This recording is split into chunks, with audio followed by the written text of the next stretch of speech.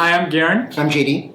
And this is Investigating Comic Club, where we will chronologically read, review, discuss, and rate specific crucial stories of the medium. And at the end of every episode, we're going to be revealing next week's storyline to encourage you guys, the viewer, to read along with us and become members of Comic Club yourself. Yes, please read along with us. And also review and discuss your own opinions in the comments, along with taking a episodic comic quality poll. So, as we dive in, I want to get a little bit of history first. Mr. Garen. Yes. What was your first comic book? Ooh, first. And who gave it to you, or how'd you get it? I would say, I think Spawn. Which is random. Okay. Which is random. Like, I think Turtles or something was in there. A friend of mine back in elementary school, he was giving away his comics. He had them, and he was, I think, moving.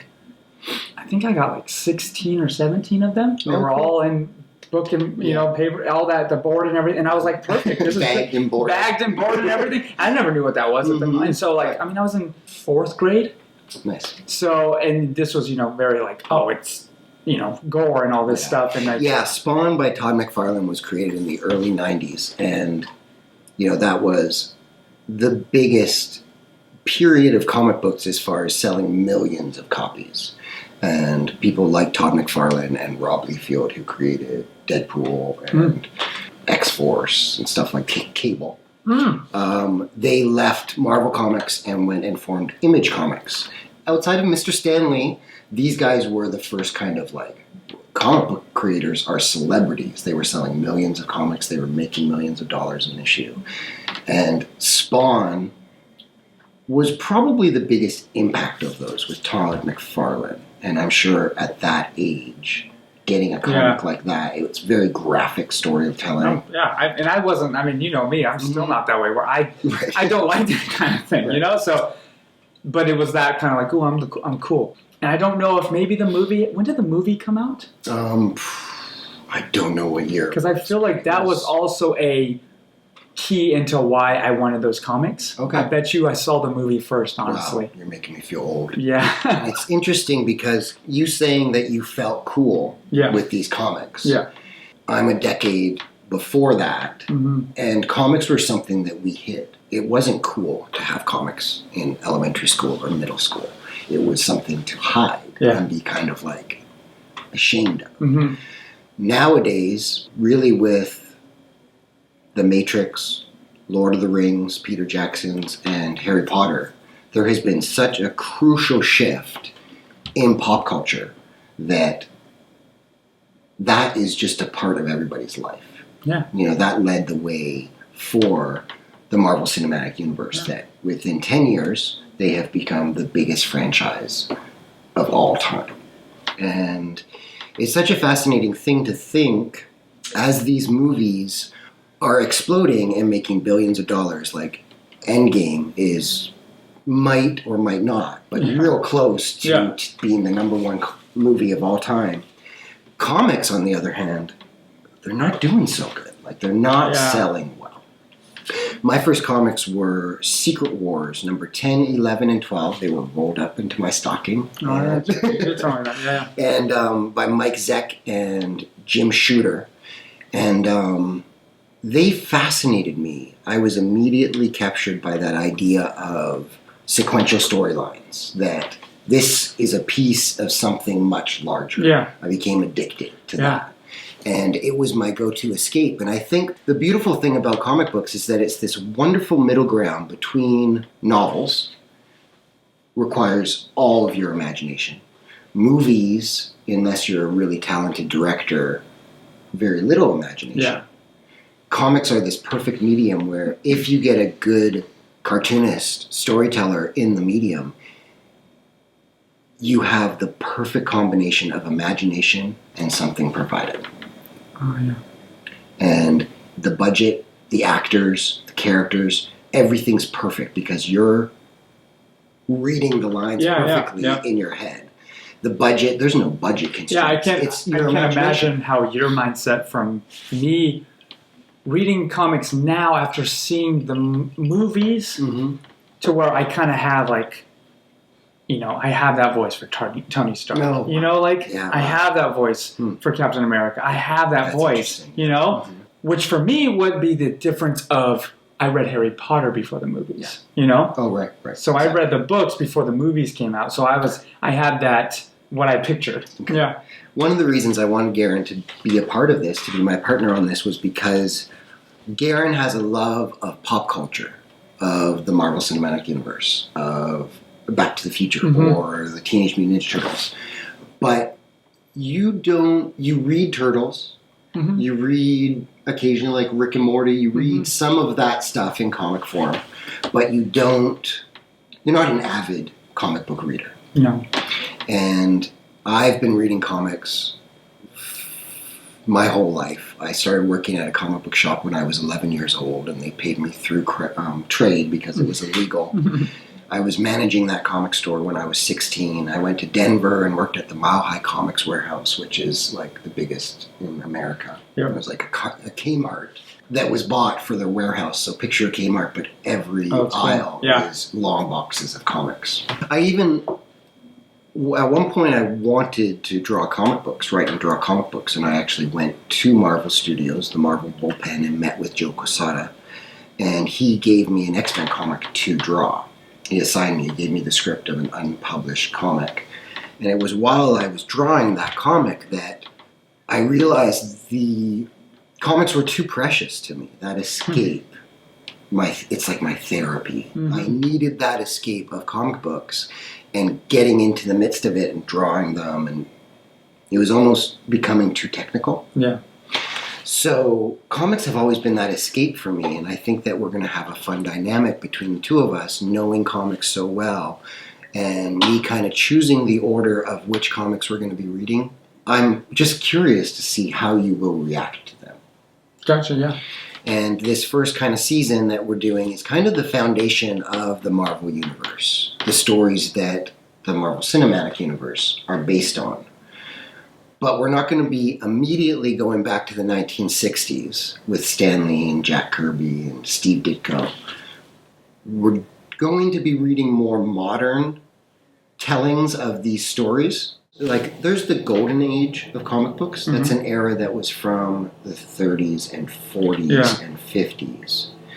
The silver age really started with Marvel and Stan Lee, and that was the 60s. Gotcha. So Batman and Superman with DC and Wonder Woman, that was more of the 40s and 30s. And you can think of it as these iconic heroes that are flawless. And then Stan Lee came on the board with Marvel and gave you characters like the Hulk. Smart weakling, gets angry, explodes into this hulking thing that he has no control over. The mutants, they're like outsider, misfit. Plug in. Yeah. Spider-Man, a geek who's bullied at school, becomes a superhero. We have a Fantastic Four. They're a family of people and they get in fights. It's like every character was flawed in some way, and it made them much more relatable. Yeah. So that was the even Doctor Strange. Yeah. He was a perfect surgeon. Yeah. And he broke his hands, which taught him humility. Yeah. Same with Thor. He was an arrogant god. He had to go and was taught humility by his father. Yeah. So that was the extraordinary thing with Marvel and Stan Lee and Jack Kirby and Steve Ditko creating these characters. They were flawed superheroes that you could relate more with. You know, Superman and Batman, they're ideals. You want to be them. Yeah. You wish you could be them. But you relate more to the Marvel universe. It's more grounded, more real. Yeah. A lot of people would like cry foul and say, no, you can't get him started. You have to start with that Stan Lee and Jack Kirby one. But I think sharing these with you in a certain way, those stories are coming, and I'll have him read the Stan Lee, Jack Kirby ones, of course. But to get you started and to hopefully get you addicted, we're going to start with something more modern. Yeah. You know, it's like... Know your audience. Yeah, know your audience and get them addicted. I've tried it plenty of times where I'll try it from the beginning, you know? Yeah. Whether it is Marvel, whether it is DC. I'm like, oh, I want to start from the beginning. Right. And then you start issue 1, and you're like, Oh my God! I'm not in this time period. You know, like I'm not even in this. The comic readers, the pop culture addicts, we all have our passions. We all have the characters we adore and love. We have collectible, addictive personalities. We have that idea of, well, I want to go back to the beginning. I want to read it. But it could potentially kill your inspiration right away. Yeah. You know, you start slowly and then there are specific stories you can go back to. And it's difficult for completists to do that sometimes. And sometimes with a Marvel comic where it's on issue 580, it feels impenetrable. So this first season we're going to be doing, like I said, the foundation of the Marvel Universe in more modern interpretations to start off with. This intro episode is a bit different because I wanted to kind of start off and kind of set the foundation of us. And I chose this comic, DARKSEID versus Galactus: The Hunger, for a couple of different reasons. It's an odd one to start because it's a Marvel DC crossover. Okay, I was wondering that. Yeah, it's an odd one to start, but there is a reason. I can't really tell without spoilers, but obviously for the Marvel Universe, it's the introduction of Galactus and Silver Surfer. It gives you a good foundation of their beginnings. And with the modern retellings that we're going to be reading, you want them established before we move forward. Gotcha. Also, these characters were created by Stan Lee and Jack Kirby in the 60s, 1966, in their very respected Fantastic Four run. One of the fun things, Stan Lee and Jack Kirby, they created the Avengers, they created the Hulk, they created Thor, they brought Captain America back to the present. Stan Lee and Jack Kirby would plot out the issue, they would discuss the storyline. Then Stan Lee would write a little plot outline for the comic. Jack Kirby would go and draw it, give it back to Stan Lee, and Stan Lee would do the dialogue. And that was the order that they would do it in. These 3 issues of Fantastic Four where Galactus, the Watchers, and Silver Surfer first appeared, they discussed the story. Jack Kirby when he gave the comics pages back to Stan Lee, this character was in there that they had not discussed at all. This silver guy that was on a surfboard. And Stan Lee said, Jack, I think you've gone too far this time. And Jack Kirby's excuse was he was just tired of drawing spaceships. And Silver Surfer became one of Stan Lee's most beloved and protected character. So they were created in 1966, and he didn't let anybody else use the Silver Surfer until 1982. Wow. So he gave away his other characters to other creators. You know, he was always kind of, puppeteering. Like he was kind of in charge. But the Silver Surfer was the one character where he was like, no, you can't use him. He's mine. And he wasn't even originally in his pitch. It was created by Jack Kirby. I think that's really cool. That 1982 story, the creator that he first let use the Silver Surfer was John Byrne, who wrote and drew this issue. So this came out in 1995. What are your initial thoughts of this guy? I've read it a few times. Oh, wow. A few times because, honestly, what threw me off was DARKSEID. Okay. Because I was like, I swear he was in the DC, and I was like... The Justice League. Yeah, I know. I was like, mentioned. Yeah, he was mentioned. And I was like... And the Parademons. Yeah, no, the Parademons too, which was a great... And I know it's kind of off topic in a sense, but when I saw them in this, right away, I was like, wow, they pulled that off very well. Because it looks exactly like it does. Yeah, it was a very faithful adaptation of those characters, specifically the Parademons. Like, second guessing myself whether or not I was like... I should have established that a little bit more. One of the reasons I wanted this particular comic to start it off with, John Byrne, who wrote and drew this, and inked it, lettered it, through the 70s, 80s, and 90s, he was a big staple of Marvel Comics. He worked on nearly every character. His version of them, there's something really iconic about it. And There's something about his writing that I enjoy so much, as far as like, even though this is apocalyptic stakes, world ending, this guy's going to come and eat this planet, all these people are looking up at him with fear, they've got this dictator, it's still pure escapist fun. Mm-hmm. You know, there's no politics, there's no this, there's no that. It's just a joy to read, even though the stakes are very high and it is crazy going on. I think the world of John Byrne, there's something about the way he writes his dialogue, a flow to it in my mind, the way it reads. There's such a beauty to it. And he did a comic called John Byrne's Next Men, which is one of my all-time favorite reads. It's not Marvel, but I would highly recommend it if you enjoyed this. It's got a beautiful beginning, middle, and ending. It's a full, complete story.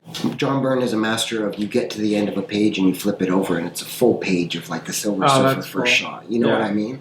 Using the panels to an advantage of like, oh, here are these smaller panels and then just a bigger panel. You feel this grandeur to it. Silver Surfer, even though he's cut off from his emotions, you think he's cool. Yeah. You know, you see when these parademons show up and they ferociously take him down. Like, that's a cool sequence. How did you feel about, like, reading through it? Did you feel overwhelmed or it paced well? For me, it was one of those things where we kind of getting into the mindset of reviewing something. Right. You know? That was the initial... That's why I had to read it. I feel like other issues I won't read as much, or it'll come more naturally. This one, there's not that much to really discuss about. No, yeah. You know what I mean? And that's just a fun... Yeah. I don't know if I would have before thought who would be in the first comic that I'm going to read during this. Silver Surfer would pop up. He's not someone who pops up in my mind when it comes to like the start of something, of the Marvel Universe. Well, one of the fun things, I think, John Byrne really does a great job in this of exposition, giving you the foundation of things. Here's a retelling of this guy's origin.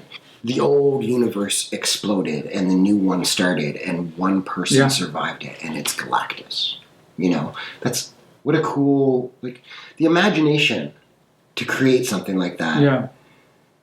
Like, it, as a storyteller, sometimes it infuriates me. Like, it inspires me, but it's also like, oh, what a great high concept idea. Why didn't I think of it? Yeah. And then I like how DARKSEID figures out that some manipulation with the Silver Surfer has happened to allow him to kind of lead Galactus to these planets and destroy entire species.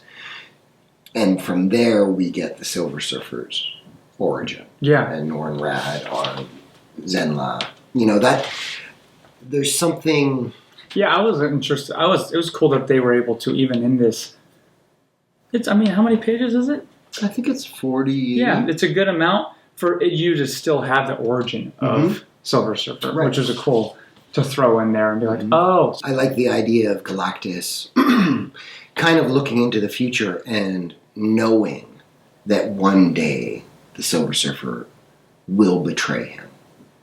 Yeah. You know? Yeah. But not today. Yeah. You know, I think that that's really cool. All of these hints of things to come, that's this addictive quality of, hopefully, if you get a good storyteller, in sequential stories, will give you enough to have a complete, joyful read, but you desire more. Yeah. You want to go deeper. What happens next? What happened before? Tell me more about that origin. Wait, when does the Silver Surfer betray Galactus? Yeah. All those kind of things I think are really cool.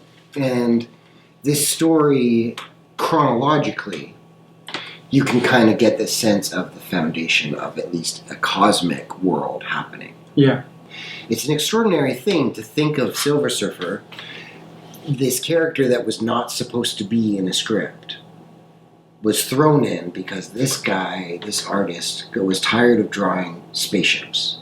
Silver Surfer, as you see, if there's enough interest to keep going for seasons, he is such a crucial character to the beginning of the Infinity Gauntlet. Okay. The Infinity Gauntlet storyline might not exist without the Silver Surfer. Awesome. And you think of today, to think of the Silver Surfer and his legacy, really, Avengers Infinity War and Avengers Endgame, potentially might not even exist without this random character that was just thrown in there because you got bored. he didn't want to draw spaceships anymore. What would you give this one? How would you rate it before we reveal next week's? I'd give it, and I don't want to just throw that out there because it's the first one and I want to start off with a bang. I'd give it an A. Holy shit. But because, and the reason I'm throwing an A out there, and other ones could be, it's like, oh my gosh, this was way better than that, and it deserves more. Yeah. But I'm giving it an A for at this moment. Story, simple. You can follow it. It gave me the information that I needed as far as who each person is. Artwork, taking for what it was, and even the time frame. Even 95, you said?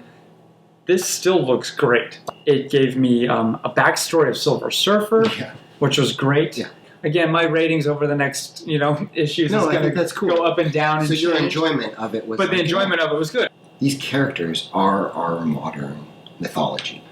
They are our Greek tragedies. They are Shakespeare. This is the influence of our current pop culture. These characters are huge and they're timeless.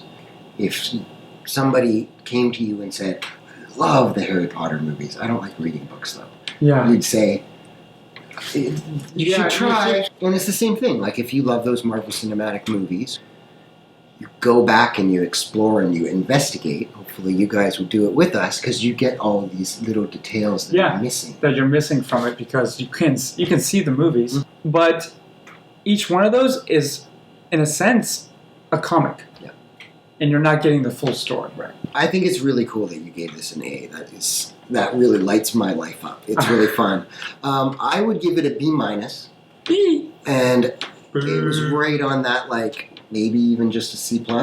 But I love John Byrne so much. And the flow of his stories, I hear the greatest symphony and score and soundtrack going along in my head as this epic story is going. And it is truly a joy. I really do lose myself for 30 minutes as I read this. It is a perfect escape. It's really lovely.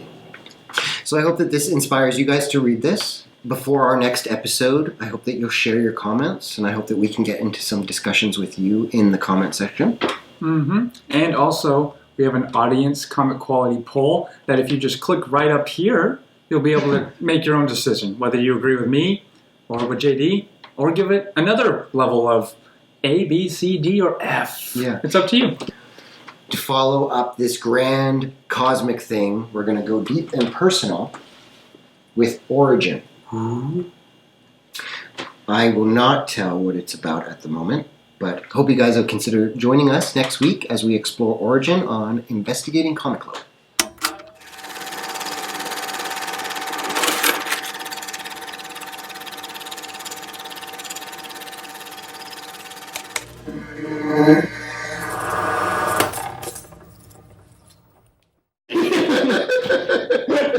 We can go for me because you did really good. That's all I got. I got nothing. That's where I'm supposed to come in. I blew it. Along with rating, and each episode has an episodic audience comment. I don't like any of that. You always know it's coming to an end when we get choppy. Choppy. Entertainment. It's not worth it.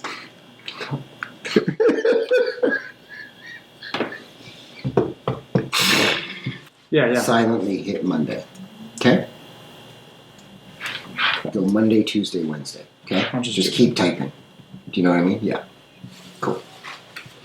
So, and I'm going to write the same thing I just I'm giving you direction and then I'm going to be lost. Cheating. I'm just wow, Garen was right on. You're looking up at the camera. I don't know what I'm doing.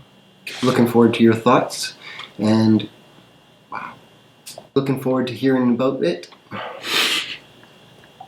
Hope you guys will join us next week on Investigating Comic Club.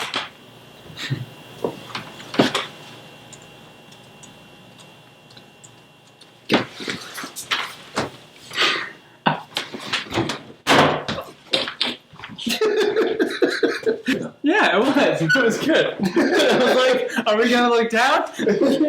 No.